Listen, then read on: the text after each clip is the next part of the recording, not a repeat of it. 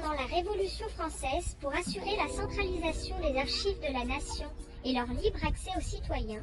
Les archives nationales sont les gardiennes de la mémoire écrite de la France. L'institution conserve plus de 300 km linéaires d'archives. Archives publiques des différents régimes politiques, du 7e siècle jusqu'à nos jours. Archives privées et minutes des notaires parisiens. Toute personne peut les consulter gratuitement. Collecter, conserver, communiquer, faire comprendre et mettre en valeur leurs fonds, telles sont les missions fondamentales des Archives nationales. Depuis 2013, elles sont réparties sur 3 sites. Pierrefitte-sur-Seine, Paris et Fontainebleau. À la fin des années 90, leur site historique, situé au cœur de Paris, dans le quartier du Marais, arrive à saturation et certains de ses magasins sont en mauvais état. La construction d'un 3e site est envisagée dès 1995. La décision est donc prise en 2001 par le président Jacques Chirac de construire un nouveau centre pour les Archives nationales. Ce nouveau bâtiment se devait d'être proche d'un centre de recherche et d'enseignement et d'un accès facile par les transports en commun. C'est ainsi qu'en 2004, le site de Pierrefitte-sur-Seine est choisi, en face de l'université Paris 8 et à la sortie de la station Saint-Denis Université sur la ligne 13 du métro. Sur ce nouveau site sont conservés et communiqués au public des documents postérieurs à 1789 et les archives privées de toute période. C'est Massimiliano Fuxas qui a remporté le concours d'architecte en 2005 grâce à son projet d'un bloc monolithe assurant une inertie thermique idéale à la conservation des documents. Sur ce monolithe viennent se greffer des satellites abritant l'activité des services tout en permettant une circulation facilitée dans l'ensemble du bâtiment. Le site a ouvert en janvier 2013 après le déménagement de 153 km linéaires d'archives depuis les sites de Paris et de Fontainebleau. La salle de lecture offre 172 places où chacun peut venir consulter gratuitement les archives pour des recherches universitaires, journalistiques, mais aussi personnelles et familiales. Le site de Pierrefitte a également été doté d'un auditorium de 289 places pour accueillir colloques et journées d'études, mais aussi concerts ou manifestations artistiques et culturelles. On y présente des expositions comme celle de Août 14, Tous en guerre. Le site de Paris, recentré sur la conservation et la communication au public des documents du Moyen-Âge, de l'Ancien Régime et des archives notariales de Paris, a commencé des travaux pour redéployer ses fonds et améliorer les conditions de conservation des documents.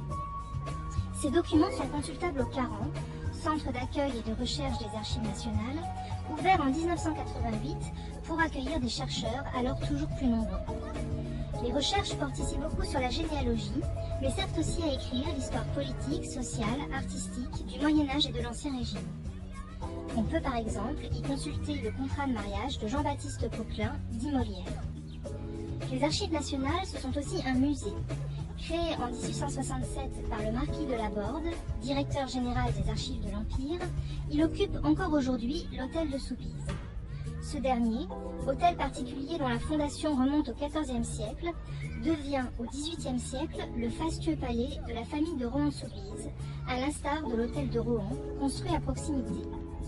Acquis par l'État en 1808, les deux palais sont attribués par Napoléon Ier, respectivement aux archives et à l'imprimerie nationale. Dans la continuité du bâtiment Soubise, l'administration des archives fait ensuite bâtir les grands dépôts, dont la construction s'étend par étapes de 1838 à 1878. Ils permettent la conservation dans des conditions satisfaisantes des précieux documents dont les Archives nationales ont la charge, tout en leur offrant un écrin architectural prestigieux. Les salons princiers, vidés des rayonnages qui les encombraient, sont restaurés et accueillent, à partir de 1867, un parcours de visite destiné à faire découvrir au grand public les grands documents de l'histoire de France. Aujourd'hui, on peut toujours y admirer l'exceptionnel ensemble de salons rocailles que constituent les appartements d'apparat du prince et de la princesse de Soubise et découvrir le parcours permanent qui offre un aperçu des fonds conservés. Facsimilés ou originaux, présentés par roulement, les documents exposés illustrent la variété typologique, la pérennité chronologique et le caractère parfois emblématique des trésors déposés en ces lieux. Plusieurs fois par an, de grandes expositions temporaires thématiques sont également organisées. Elle révèle l'infinie richesse documentaire des fonds en s'attachant à un aspect particulier de l'histoire de France au travers de nombreux documents originaux. Depuis sa création en 1950, le service éducatif rattaché au musée accueille les classes.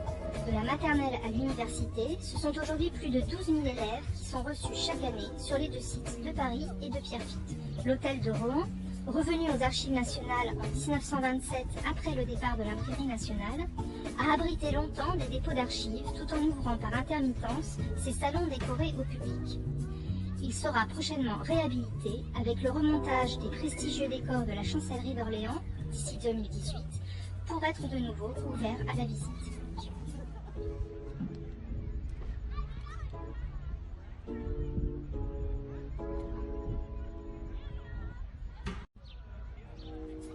Créé pendant la Révolution française pour assurer la centralisation des archives de la nation et leur libre accès aux citoyens, les Archives nationales sont les gardiennes de la mémoire écrite de la France. L'institution conserve plus de 300 km linéaires d'archives.